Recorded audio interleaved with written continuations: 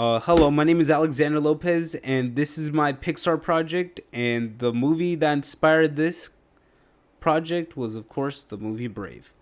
Now, my question is, how does Disney and Pixar's Brave depict the five stages of grief, and how does it affect us? Well, to first ask this question, we must know what the five stages of grief are. This is Elizabeth Kubler-Ross, and she was the person to create this idea that people go through five stages when they're in grief. So these stages being, first of all, denial, the second stage being anger, the third stage being bargaining, the fourth stage being depression, and the last stage being acceptance. So denial is when someone is in denial that there has been a loss. Anger is when someone is angry of the loss and refuses to believe that there has been a loss or death. Bargaining is when they try to fill that hole of that person's loss or death. And then depression is when they finally realize that there has been a loss or death, and reality finally sets in, and sadness is soon to pursue them. And finally, acceptance, where grief is no more and they accept the fact that there has been a loss or death. So the problem slash argument comes from David Kessler. David Kessler co-wrote On Grief and Grieving with Elizabeth Kubler-Ross.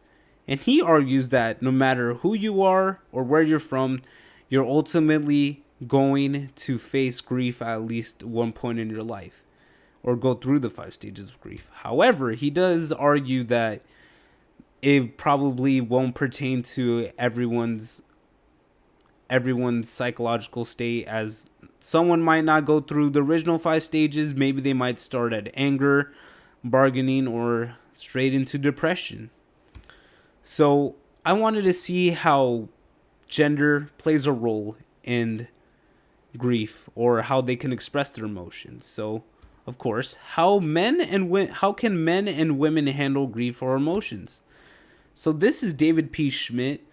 He is a psychologist graduated from the University of Michigan. He's also an author.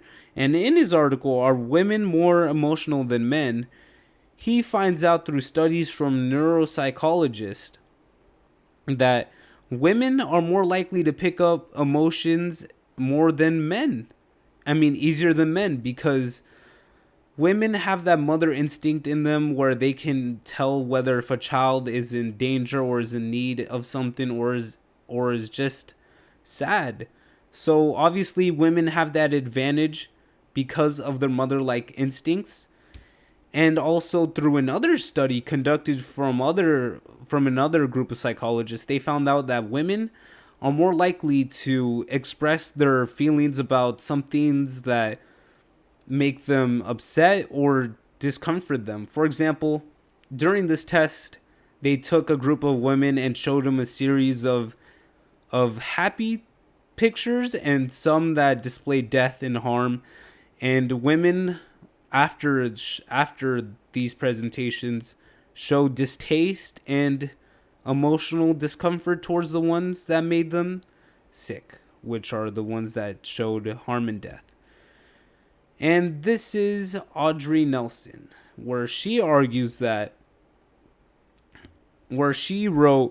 Negotiating Nonverbal Communications Between the Sexes, which is basically a book of how men can show emotions differently than women.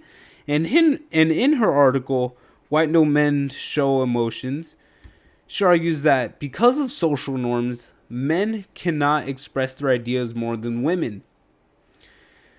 She argues this when she claims that it is social taboo for men to show their weak side, and that is frowned upon when a man cries. So obviously, social norms and the way society portrays men as to be masculine and not to cry is obviously going to play a role of how men can show grief and their emotions. And also, because of this, we can see that there isn't gender inequality when how women can explain their emotions better than men. And I also wanted to see this from a national point of view. So how do different countries handle grief and loss, and how does nationality play into one's grief? So this is John Chuckman, and he argues that Americans see death as tragic, and that death is publicized to be seen as some inhumane act, when really death is something that we all have to come across at least one point in our lives. Because of this, how media and the news sources show death and loss as a tragedy, he obviously writes about how Americans don't deal with loss or death all that well, versus their neighbors down south, but also part of North America, Mexico. So how do Mexicans deal with loss/death? A lot differently than their northern counterparts. A major example of this is, of course, the Day of the Dead, a holiday where they go around celebrating death and the ones that are no longer here with us.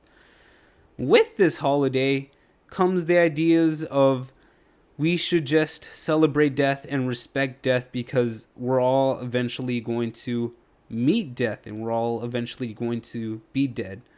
So obviously Mexico, although they're both North American countries, have different outlooks on death and loss. So they're obviously going to express their emotions, and they're going to grieve differently than one another when there is a loss.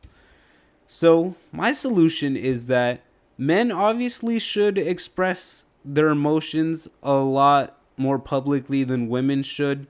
I mean, a lot more how women should, because social norms say that it is not okay for men to show his weaker side or to cry. And that plays a major role of how men don't express their emotions, even though when they're told to express their emotions. And on the other hand, we need to respect death and to respect when someone has also experienced death. And nationality does play a big part in this, because as we've seen, as I showed the example of how two North American countries have different outlooks on death. So that was my presentation, and thank you.